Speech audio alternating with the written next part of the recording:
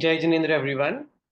Welcoming you all to the second lecture of the series Bhagwan and Tirthankar, God and Tirthankar. I welcome Anup Bhaiya again today, who took the previous lecture, and today is the conclusion to the series, since this is a two-lecture series. In the last lecture, we have learned about what is the definition of Bhagwan, what are the characteristics of Bhagwan, passionless, omniscient, which is Vitragta and Sarvagita. Then we have learned about Bhagwan categorizes Arhant and Siddh. And then Arhant, Tirthankar omniscient, and Samanya Kevali, and further subdivisions we have learned. So today we will learn the further topics to this chapter and we will conclude this chapter. Before I hand over this mic to Anup Bhaiya, I wanted to have a small request with the audience. Uh, since the JEEV team is working very much hard in making the content available on JEEV portal, and this portal is accessible to everyone globally.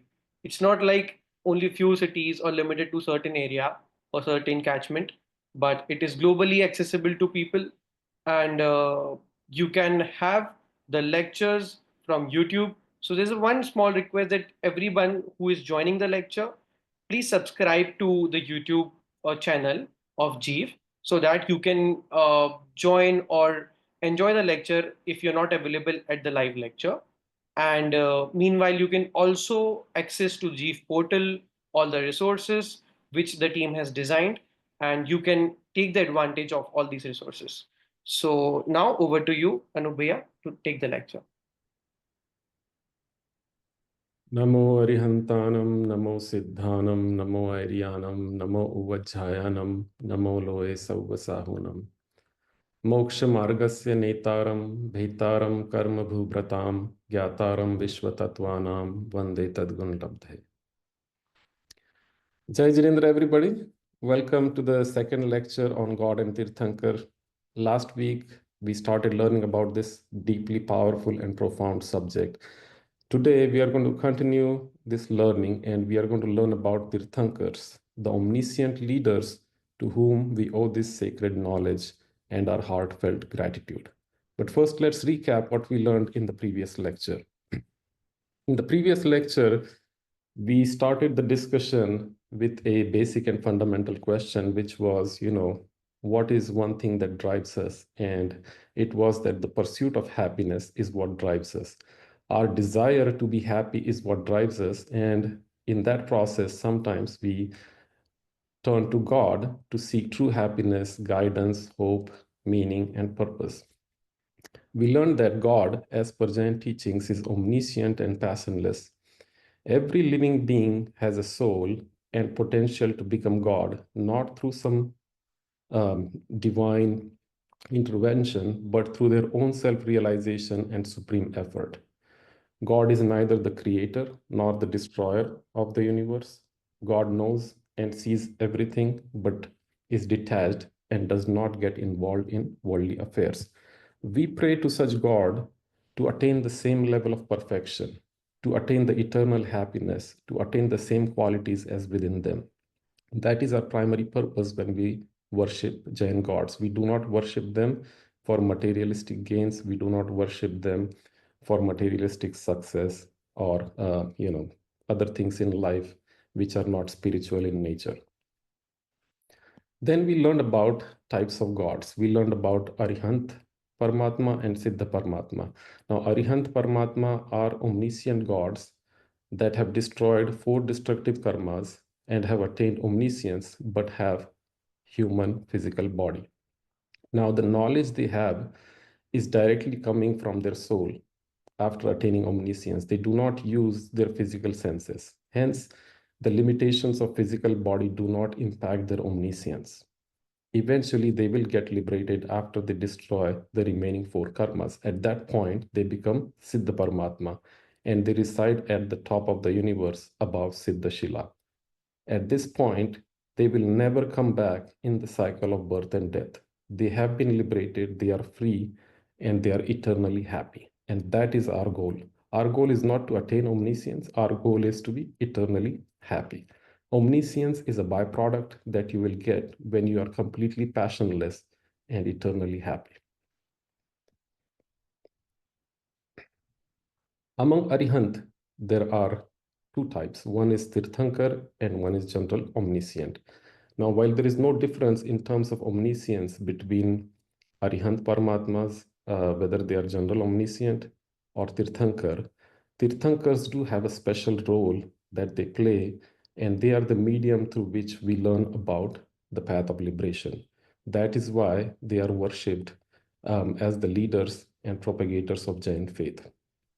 We also learned last time that Tirthankar Nam Karma is what plays a key role in somebody becoming Tirthankar. Tirthankar Nam Karma is the Tirthankar physique forming karma. It is the highest form of auspicious karma that anybody can bind in this universe. This type of Tirthankar Nam Karma is bound to exceptional souls. It is extremely rare and is bound to exceptional souls who possess an intense and selfless desire to uplift all living beings from the cycle of pain and suffering and ignorance. At the same time, they are deeply committed to their own spiritual journey and they walk unwaveringly on the path of liberation. Such souls are the ones that end up binding Tirthankar Nam Karma. When that karma comes to fruition, is when is when you will see them attain omniscience and um, provide the divine lectures that we all benefit from. Now, this personal journey and compassion for others is a powerful combination. That is what makes such souls worthy of becoming Tirthankars, the spiritual leaders that establish the Jain Tirth in each time cycle. Okay, so now let us begin learning about Tirthankars. We are going to learn from their birth all the way to liberation. We'll explore their unique characteristics, their auspicious milestones in their life, and the extraordinary events that occur in their life. So let me start by sharing the screen here real quick.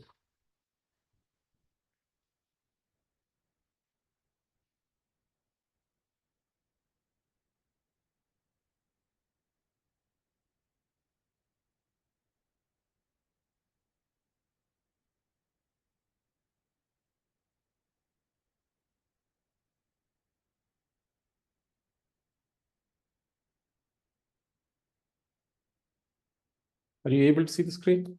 Yes, we can.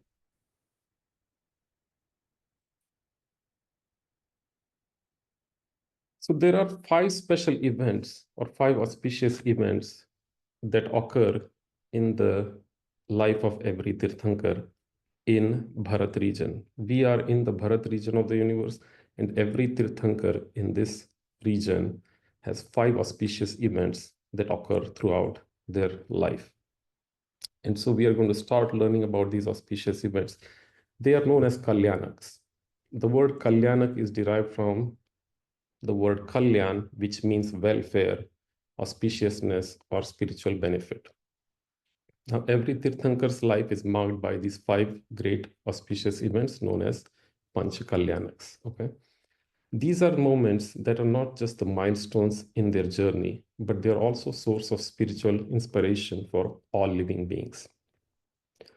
While Tirthankars in Bharat region have 5 Kalyanaks, the Tirthankars in Videha region might have 5 or 3 or 2 Kalyanaks. But all the Tirthankars in Bharat and Airavat region always have 5 Kalyanaks, with the first Kalyanak beginning with the conception event or Garbha Kalyanak. This is the event when a soul departs from the previous body and is conceived in mother's womb to become a Tirthankar. Only a soul that has Tirthankar Nam Karma will undergo this conception event. It is accompanied by divine signs and celebrations by celestial living beings as the world prepares for a spiritual leader to arrive and benefit from their teachings. Now, during this time, the mother experiences 16 auspicious dreams that signify the arrival of a great womb in her soul. The mother of the Tirthankar is served by the maids from heaven beings during pregnancy. A Tirthankar is always born in warrior clan or warrior caste to royal parents. Both the parents have attained self-realization and will be attaining liberation soon. Tirthankars are not born to parents who do not have self-realization and have not experienced their own soul. Such parents are not fit for upbringing of Tirthankars. So Tirthankars are always born to Samyak Drishti, Jeev, or the living beings that have attained self-realization. It is also one of the most auspicious types of karmas to be born and have Tirthankar as a child. Now, Tirthankars in Bharat region of the universe can come from heavens or hells. Their past lives do not have any impact on their ability to attain omniscience. All the 24 Tirthankars in the current time cycle, from Rishabdev to Bhagwan Mahavir, came from heaven.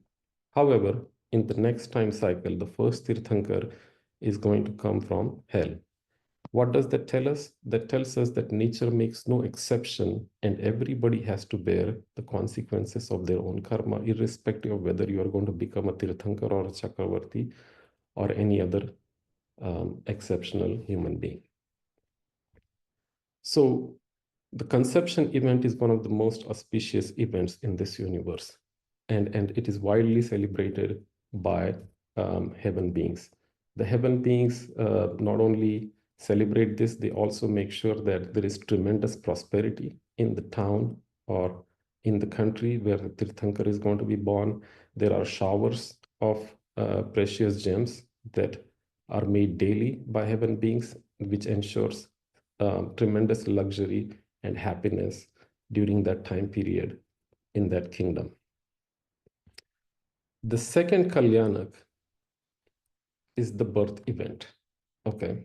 This is the time when a Tirthankar comes into this world.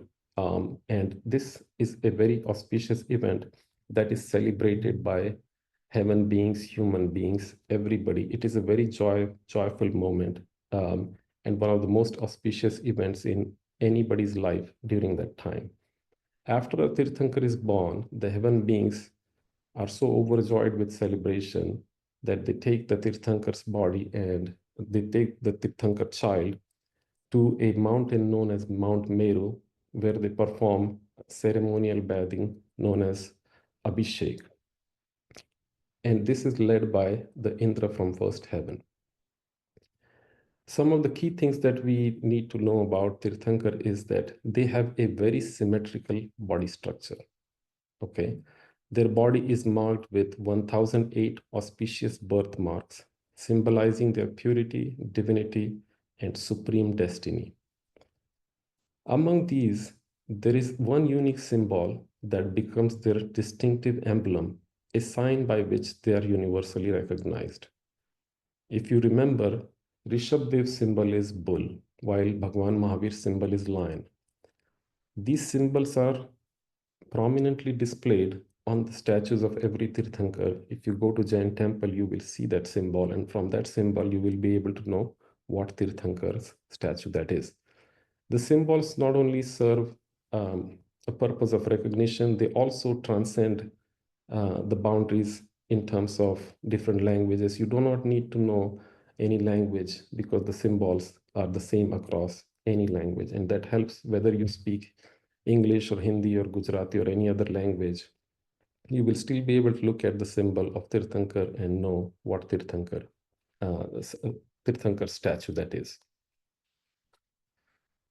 The symmetrical body structure and extraordinary physical strength is due to Tirthankar Nam Karma. The Tirthankars are the strength of Tirthankars is unmatched in their time and region. There is nobody as strong as Tirthankar in that region. And also you have to remember that there is always only one Tirthankar in a particular region. There are no two Tirthankars at the same time. There are no two Tirthankars born or live at the same time. From birth, a Tirthankar possesses clairvoyance. They possess right perception or right faith. and they provide deep insight into the nature of reality and unwavering faith in the path of truth. They are naturally calm, composed, and deeply reflective in nature, right from birth. Okay. And they demonstrate an inner balance that remains unaffected by praise, criticism, joy, or sorrow. Even in early life, their presence radiates peace, compassion, and spiritual awareness that draws everybody to the path of truth. That is the kind of personality a Tirthankar has. Their childhood is very pleasurable. Even heaven beings come to play with them, and there are various miracles that occur during their childhood.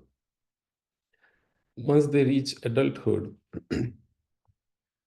there comes a point in their life where they undergo profound realization.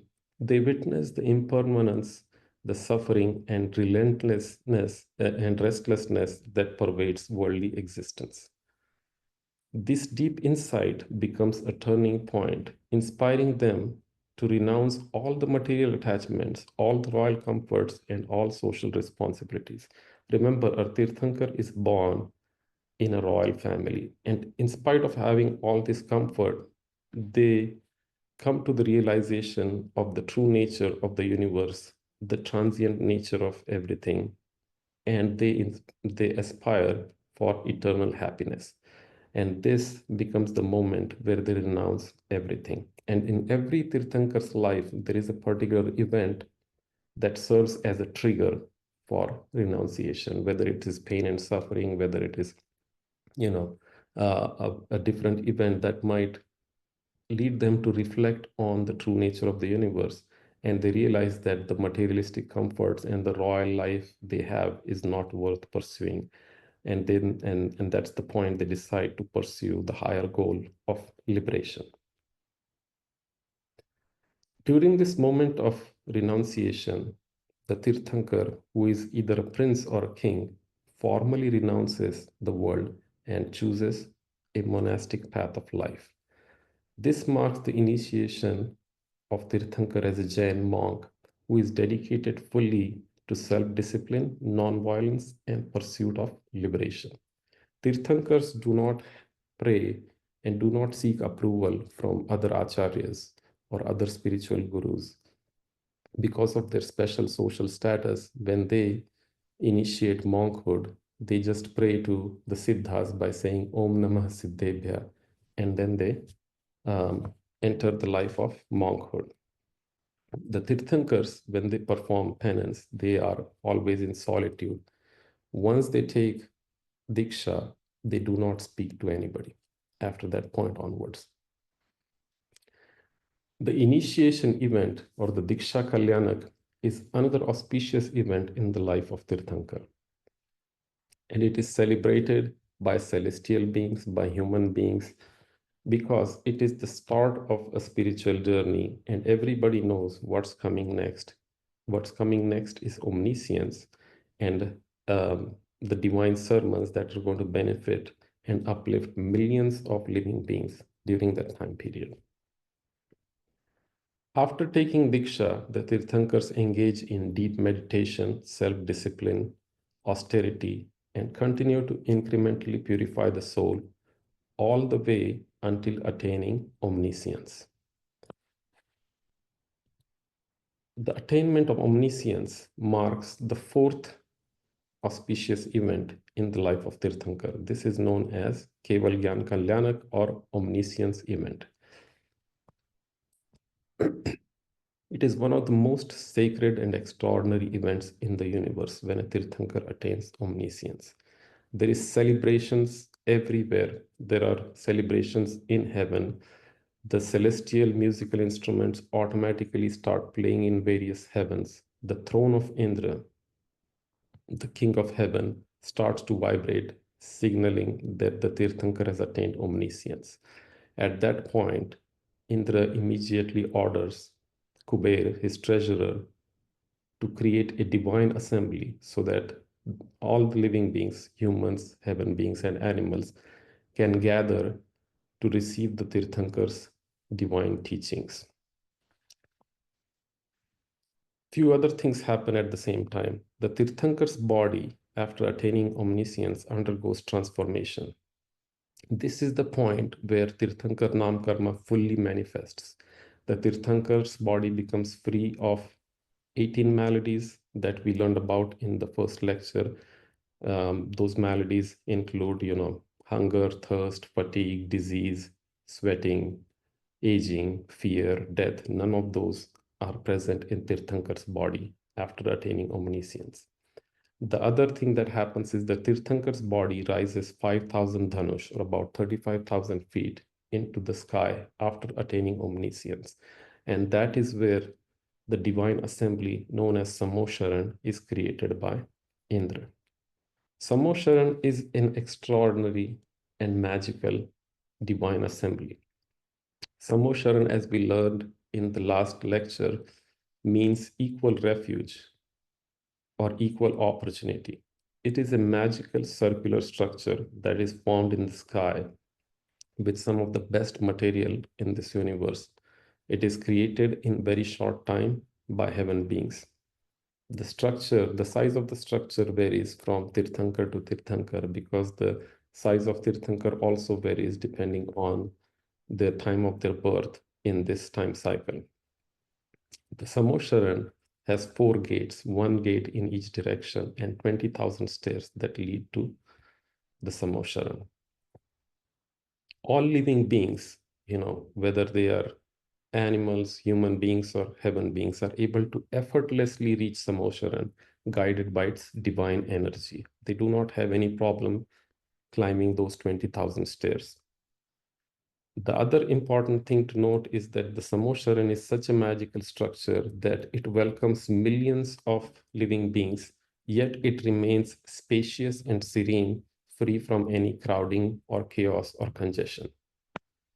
It has a unique environment where nobody feels hungry, nobody feels thirsty, there are no diseases, there is no pain, there is no sleep, and there is no death in Samosharan. There is no violence of any kind. There is no animosity.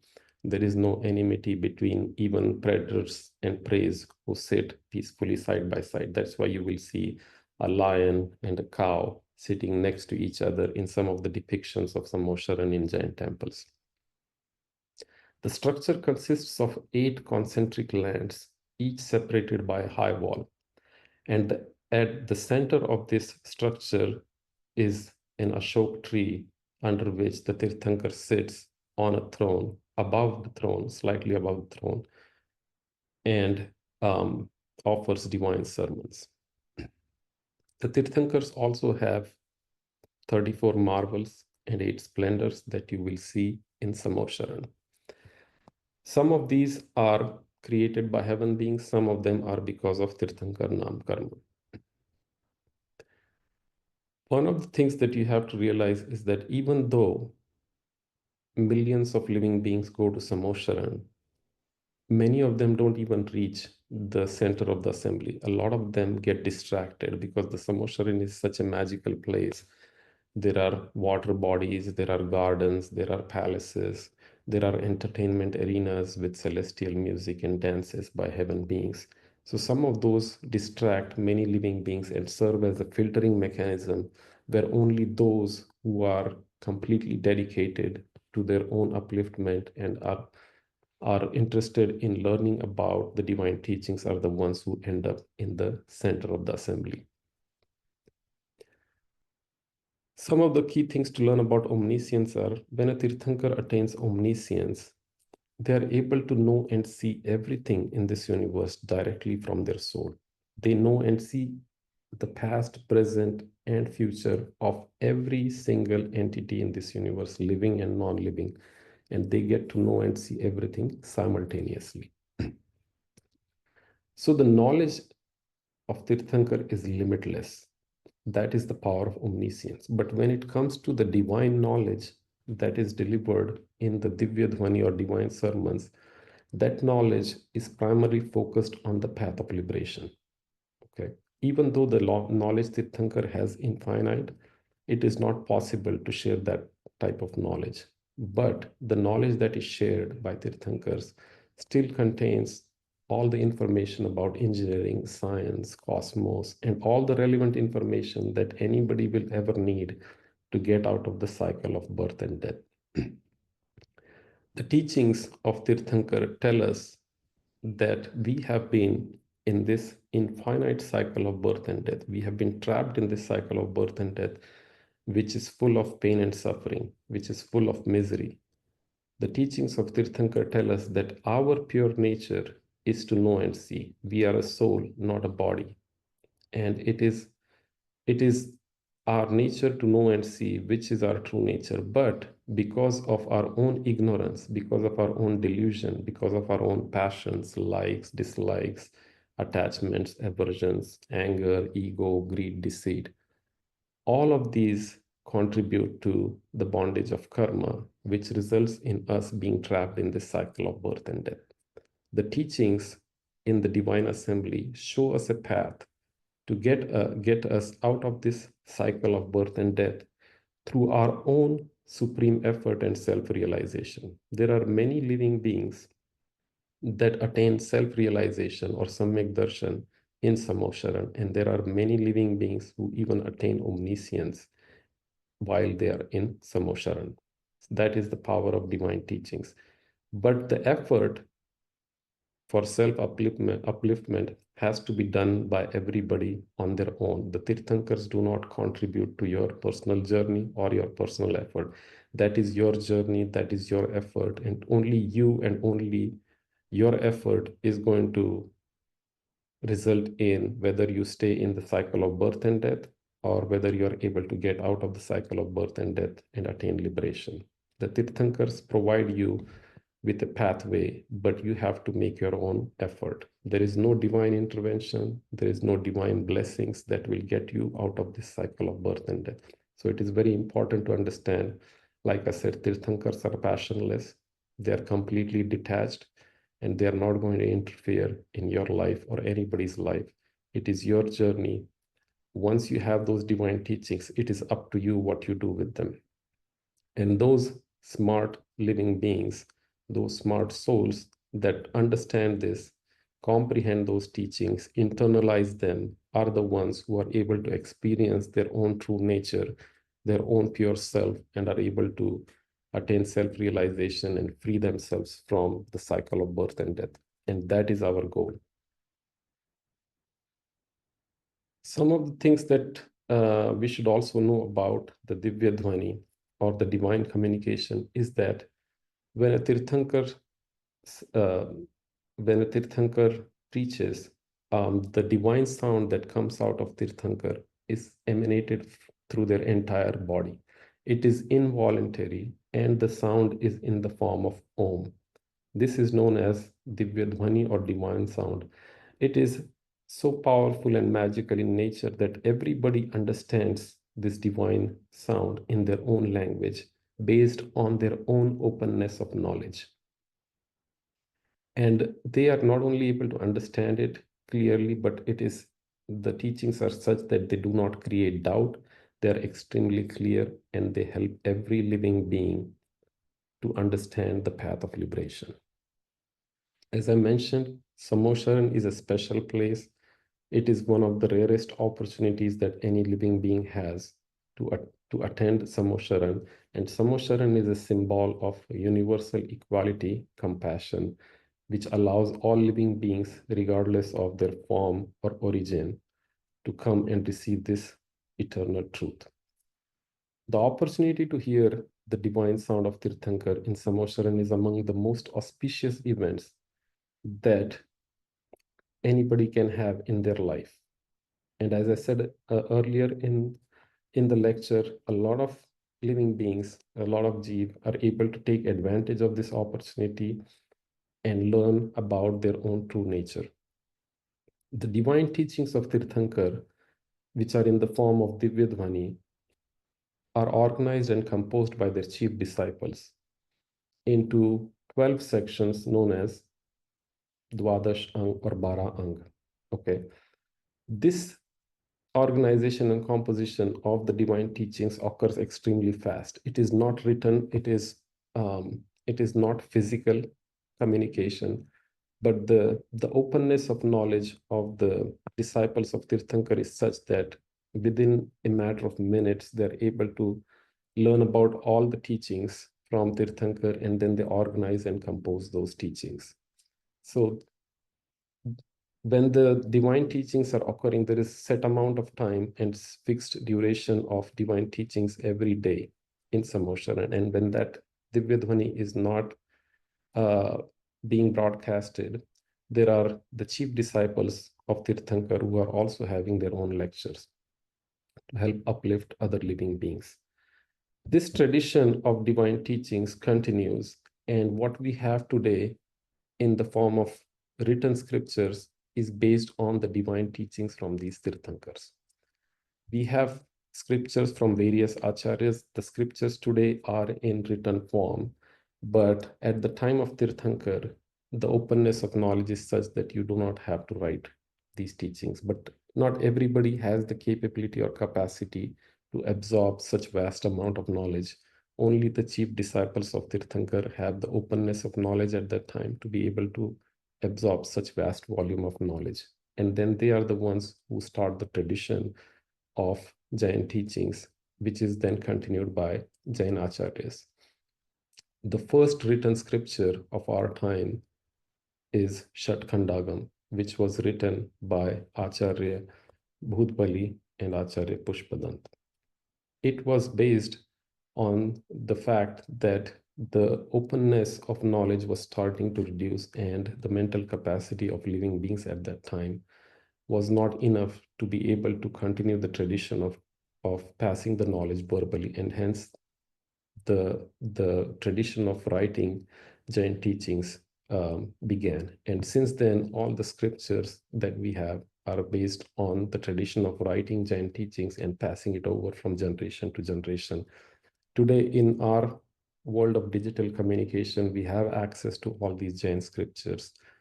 Many of them have been lost, but many of them have been preserved. Many of them have been digitized, and we are able to take advantage of those Jain teachings today in digital format. So we are very fortunate in that sense that we have access to such extraordinary information. The final event in the life of Tirthankar is the liberation event, or Nirvan Kalyanak or Moksha Kalyanak. This is the event where the Tirthankar destroys the remaining four karmas and is liberated from the body. This marks the end of the journey for Tirthankar from the cycle of birth and death.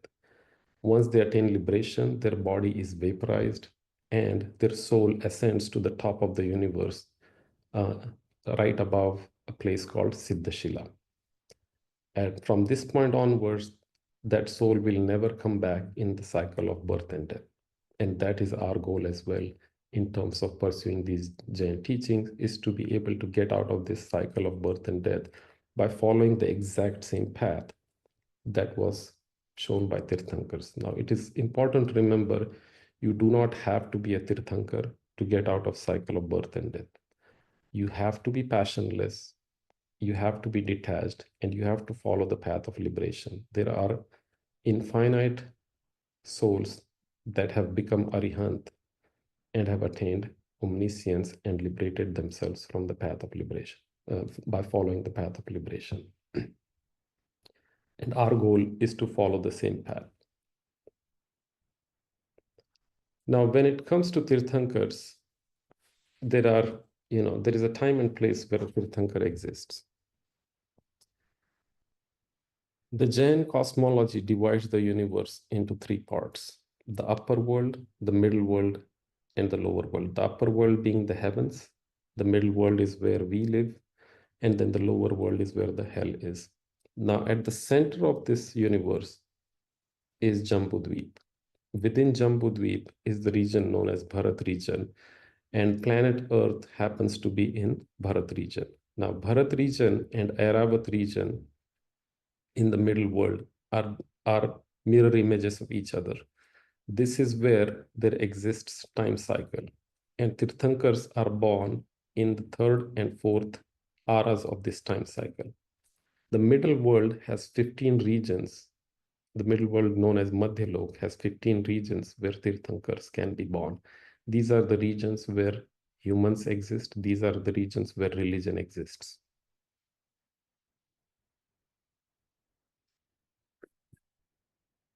We are in the fifth era of current time cycle, which is the descending time cycle, where the conditions are progressively going to get worse. There are no Tirthankars in the current times, in the current era. The Tirthankars, the 24 Tirthankars that we worship, are from the fourth era or fourth Kal. There can be only 24 Tirthankars in a half-time cycle in Bharat and Airavat region. There are 48 Tirthankars in total in a complete time cycle. The time cycle consists of half ascending time cycle and half descending time cycle. However, even though there are no Tirthankars in the current time cycle, the teachings of Tirthankar are available to us, and we can still attain self-realization of Samyak Darshan in fifth ara. There are 5 regions in Bharat region, within the Bharat region of the universe, within the Airavat region of the universe, and Videha region of the universe, comprising of 15 total regions. Tirthankars always exist in Mahavideha region. There is never a time where a Tirthankar is not present in that Mahavideha region, and the environmental conditions in Mahavideha region are always somewhere between third and fourth ara. There can be a maximum of 160 Tirthankars at uh, at any given point of time in Mahavideha region, and a total of 170 Tirthankars within the human world. Currently, there are 20 Tirthankars in Mahavideha region, with Simandar Bhagwan being one of the most popular Tirthankars that are worshipped in our region, primarily because Acharya Kund had the opportunity to attend Samosharan of Simandar Swami.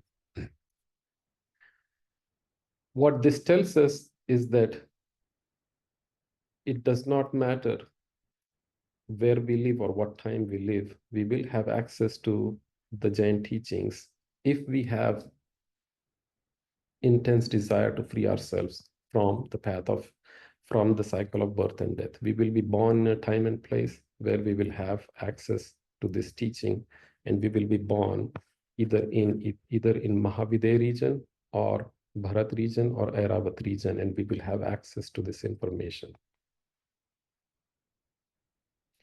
There are 24 Tirthankars in current time cycle. They are listed here.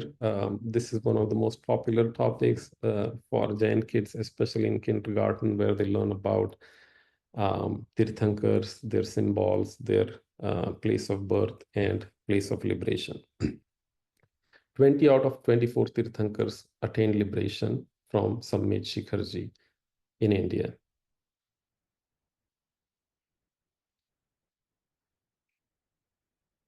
Now we are going to talk about similarities between God and Tirthankar. Both are passionless, which means they are devoid of delusions, attachments, and aversions.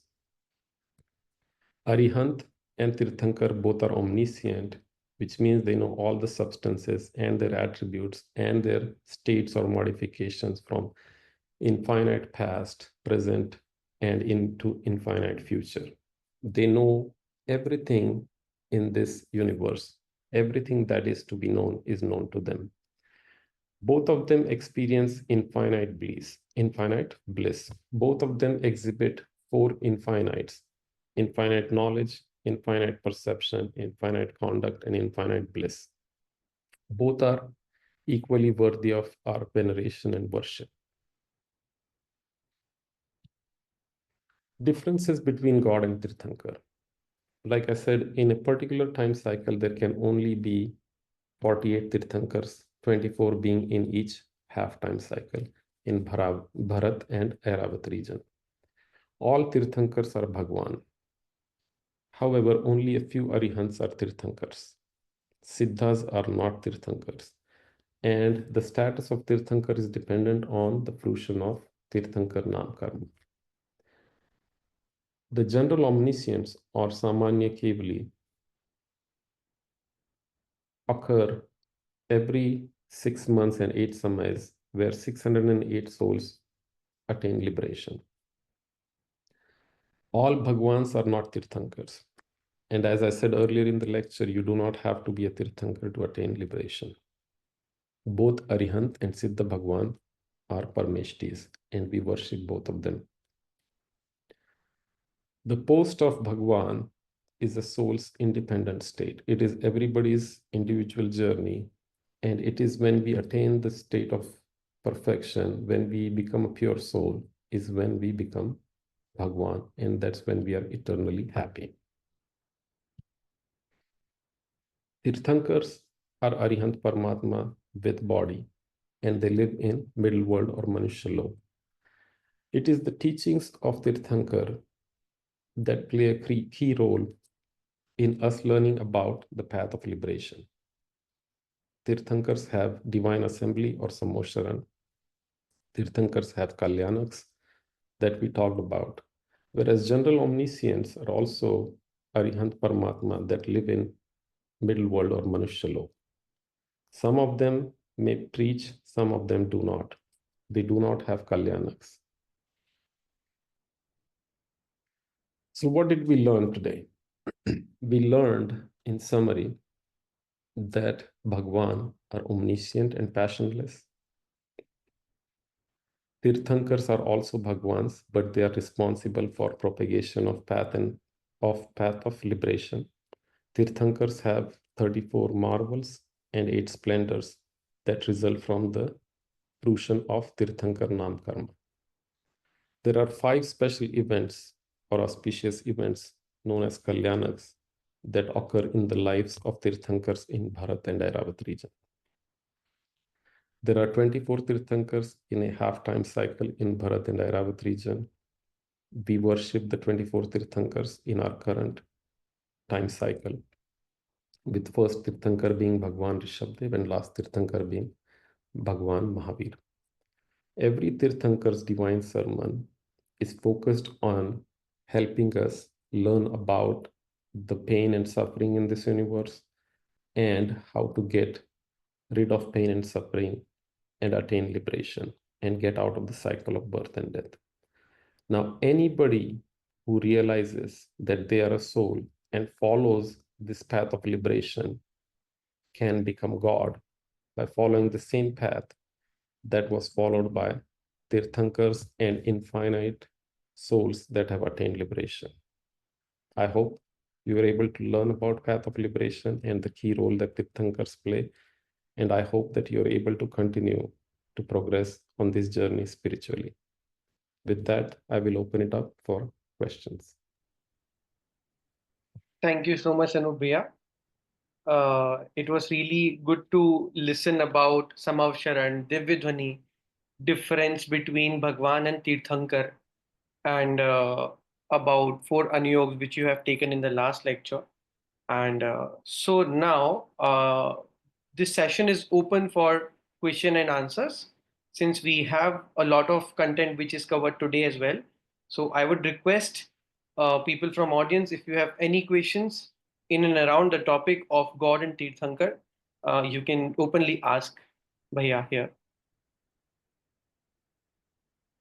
Anyone?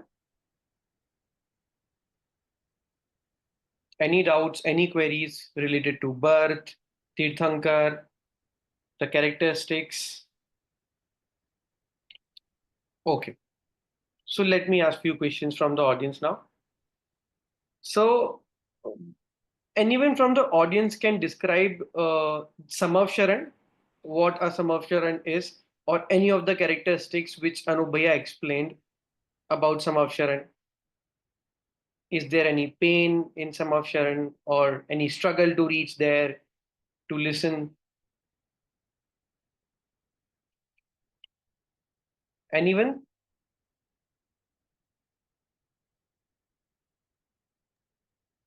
I think the audience is being shy, but what I will say is, there's a lot of information available about Samosharan, If you are Yes. curious to learn about it, there are scriptures, there are videos on YouTube, there is animation to help you understand more about some of. Right.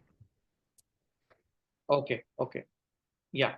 So basically, Bhaiya described Samavcharan about there's no pain, no death, no struggle to climb the stairs and struggle to digest the language. There is no language barrier, and there's only Omkar Dhwani, which is accessible to everyone to understand in their own regional language about Divyadhani. One word question I wanted to ask from the audience so that at least I should be aware if they are available in the lecture or not. The question is, what is the name of a Nam Karma Prakriti which describes Tirthankar, or how Tirthankars are born, or what's the name of the Nam Karma Prakriti? Anyone? It's just a one word. तीर्थंकर नाम कर्म. Okay, thank you, Vijildi. Tirthankar Naam Karma. One additional question to this: is it beneficial for us to attain to have Tirthankar Naam Karma Prakriti ka uday to have moksha or not? If you can answer, Vijildi. No, it is not. So, yeah, it's not because this is also a karma, and the ultimate aim is to get rid of all karma. And it's a highest form of punya prakriti, but our attraction to, bind is mithya itself. This is not a Yes. desirable thing, but भव्य मतलब ऐसे जीवों को हो जाता है. It's a natural process due to solar karan bhavana that they bind this prakriti, but they don't intend to. Okay, got it. Yeah. Thank you so much. Anubhya, any add-on to this answer? I think that's, we've covered a lot of information. And one thing I would encourage everybody is to continue to learn more and more about Jain scriptures and Jain teachings. The time we have is very limited, and I would encourage everybody to maximize their time, because this is a very rare opportunity to be born as Jain, to be born as human, and have access to this information. Once you lose this opportunity, it's going to be a very long time before you will even have access to some of this information. So I would highly encourage everybody to continue their spiritual journey and learn from the Jain teachings. That's totally right. And I'm expecting that no, there are no queries from the audience further. So before we proceed to Jinvani Stuti, I just wanted to request one thing from the audience again, which is at least subscribe to the YouTube channel, access to this JEEV portal, since there's a lot of resources which have been provided on the website in terms of Gurudev Shri snippets and everything. And when we talk about today's lecture, today's topic, it was about Bhagwan and Tirthankar, where we also studied that this content is not our home content. It is something which is Kevali Bhagwan Ki Dividhwani. And from there, the Deshna Parampara began and still in progress, where Acharya Dev has digested the Dividhwani, and then they have done Lipibadh into Shatkhandagam, the first Granth which has been Lipibadh, and then the other scriptures by Kundkund Acharya and several other Acharyas. So this is what our primary motive should be, to learn the scriptures.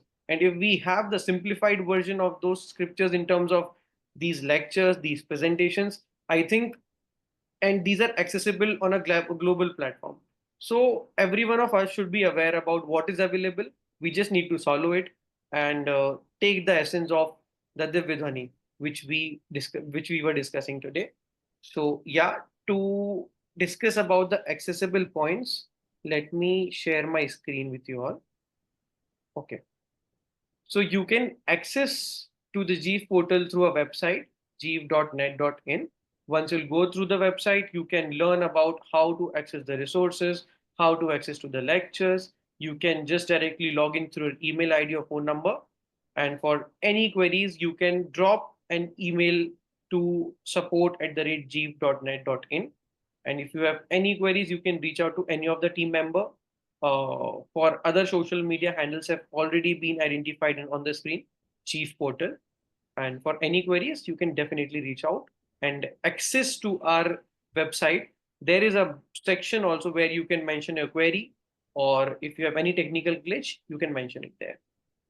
That's all for today. Jinvani Stuti. Anupriya. निज निधि निज निधि निज में बताई, यह अनंत उपकार है। इसके लिए जिन वाणी माँ को वंदना शत बार है, वंदना शत बार है। 9 times Ramu Karman.